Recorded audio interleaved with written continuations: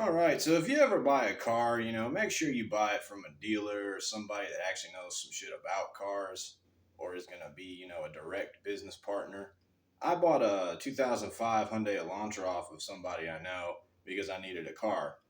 Well, this thing ended up being a piece of shit after a while. It was fine at first, but, I paid $1,700 for this. $1,700. This thing was not worth 1700. I could have fucked the ugliest hooker in Vegas for $1,700.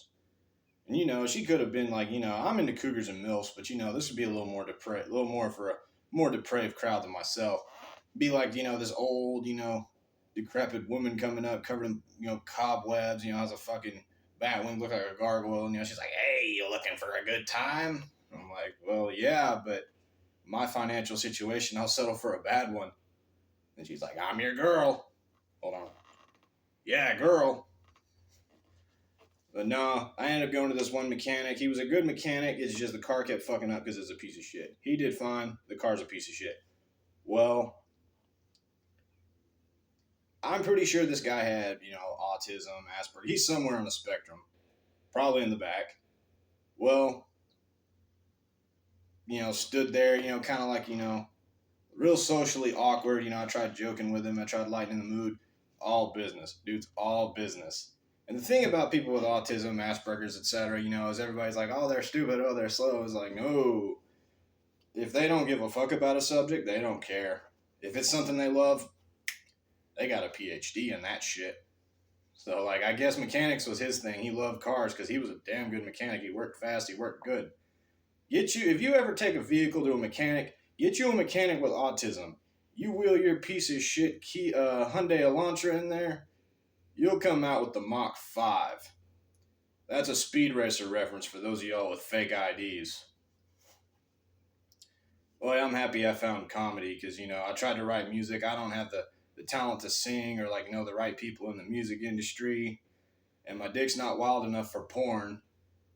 And I'm more like a carny sideshow. Yeah, they'd be like, step up and see the Elephant Man. And they open the tent and it's just me and they're like, hey, what's up? How you doing? They're like, the fuck's wrong with him? He don't look like an elephant. He looks normal. Then I drop my pants and they're just like, is that an elephant trunk? And I'm like, yeah, I want to see me shell some peanuts.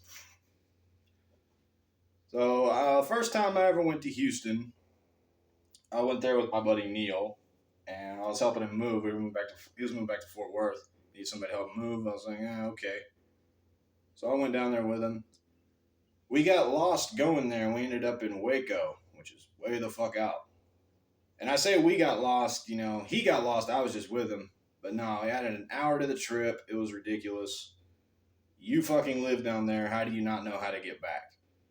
Well, we're coming back, it's like 11 at night. We're bored as hell. It's, still a night. We've ran out of music to listen to. We've ran out of things to talk about. We're both trying not to fall asleep. It's just boring as hell. Well, we see this car come flying around a turn, kicking up dirt, just like some Smokey and the Bandit type shit. And we're like, oh, okay, he's probably in a hurry or something. Then we see a cop car flying around the turn, doing the same, lights going, just taking off after him. I'm like, oh, this guy's in trouble. And then we see like 3 more, 4 more, just a ton of police cars after one guy. We're bored as hell. This is gold. We're like, let's fucking go. We're going like 70 trying to keep up with this. And we're driving this old pickup, that was his dad's that we were using to move all this shit because he drove a car.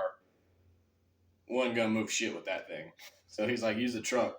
We're driving this old beat up truck. It's going 70 and we're still left in the dust. All we see is lights over the hill. Well, we pull into the next town to get gas and snacks and shit. And the cashier asks us, hey, did you hear about that police chase? And we're like, we saw it.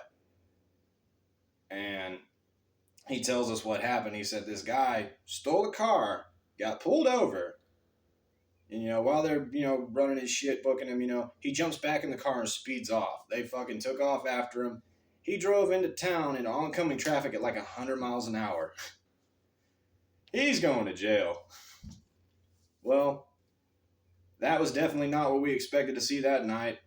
We were expecting not to roll off in a ditch because of how tired and bored we were. We didn't expect to run into the Blues Brothers remake, you know.